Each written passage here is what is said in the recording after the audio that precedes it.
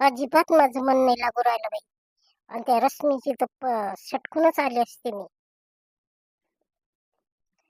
इथं माझं काहीतरी चुकलंच वाटते. आणि त्या रश्मीची सटकून इथं येऊन माझं काहीतरी चुकलंच वाटते बाई. थोडीशी थांबली असते तर पुरला असतं बाई. कोणच आली असते बाई. ती बाई पण ते माझ्यासोबत बोलली नाही का? तिला मी काही एवढी नीच नीच समजलं होतं का मला तिनं?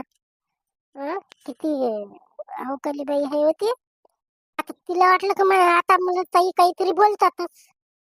ते माझ्या समोर तर पण नाही आली ते का माझी नणद चालली का काही. तर तिला वाटतं का काही काही येईन का थांबीन का काही काही बोलन. असं काहीच नाही. त्या सुनंदा ताईला म्हटलं तर सुनंदा ताई बी तशीच.